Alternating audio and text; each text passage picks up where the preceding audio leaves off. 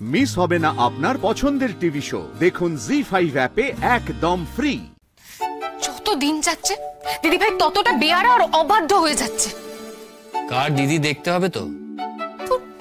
কারোর কথা শুনছে না দিদি ভাই, নিজের যা ইচ্ছে হচ্ছে তাই করছে। এখন তো মায়ের কাছে গিয়ে থাকলে দিদি ভাই ভালো হতো, তা নয় ও কি করলো, জেদ করে ওই বাড়িতেই থেকে গেল। তুমি বলো, অনির্বাণদা তো একটা ছেলে, ছেলেরা কি কোনো কমের হয়?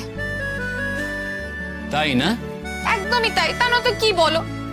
আচ্ছা ছেলেরা মেয়েদের কোন কাজে আসে তুমি তুমি বলো, ভেবে বলো, নিজে বলো। এখন যদি দিদি ভাইয়ের শরীর খারাপ করে তাহলে অনির্বাণদা কি করবে? কেন? ডাক্তারের কাছে নিয়ে যাবে, ছুটোছুটি করবে। আচ্ছা দিদি যদি তোমার মায়ের কাছে থাকে তাহলে উনি কি করবেন?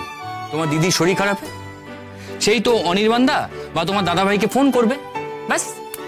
তারপর তো বাকি কাজটা তাদেরই করতে হবে। আর ছেলেরা তো কোনো কমের হয় না, তাই না? তাই জন্যই তো তাদের এসব করতে হবে। উল্টে টেনশন করে তোমার মায়ের শরীর খারাপ হলে তখন? না না না, মারা না মাই হয়। এখন যদি দিদি ভাই শরীর খারাপ করে মা আগে থেকেই বুঝে যাবে যে দিদি ভাই শরীর খারাপ হবে। তাই নাকি? তা উনি বুঝবেন কি করে? হাত গুনে? না মানে মারা ঠিক বুঝে যায়।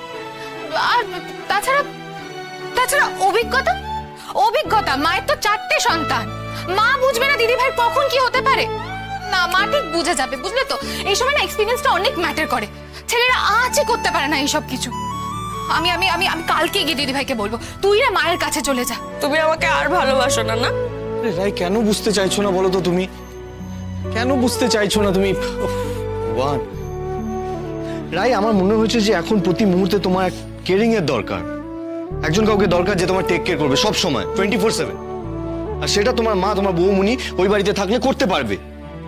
হ্যাঁ, তোমার মায়ের শরীরটা খারাপ বলে, না হলে তো তোমার মাকেই আমি বলতাম এখানে এসে তোমার কাছে থাকতে, কিন্তু সেটা তো করা যাচ্ছে না। আমি যদি বলি আমি শুধু তোমার কেয়ারে থাকতে চাই, অনির্বাণ, আমার মধ্যে একটা প্রাণ প্রতিদিন একটু একটু করে বড় হবে। আমি তোমাকে সেটা অনুভব করাতে চাই। তার ছোট্ট ছোট্ট মুঠির প্রতিটা ধাক্কা আমি তোমাকে অনুভব করাতে চাই। সে একটু একটু করে বড় হবে, আমি আমি ভারী হব, আমার নড়াচড়া করতে সময় লাগবে, তুমিই তো তখন বইবে আমাকে, তুমিই আমার হাত ধরে থাকবে। আমি প্রতিদিন একটু একটু করে মা হয়ে উঠবো অনির্বাণ। তুমি হবে না সেইভাবে বাবা, একটু একটু করে?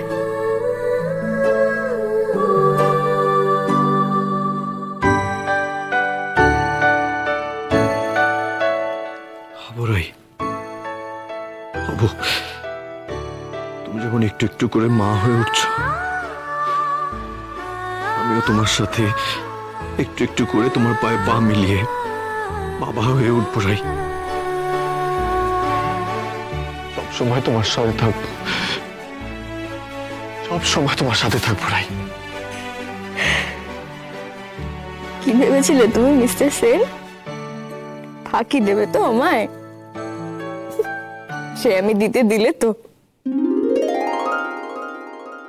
জি5 ডাউনলোড করুন আর সব এপিসোড দেখুন একদম ফ্রি।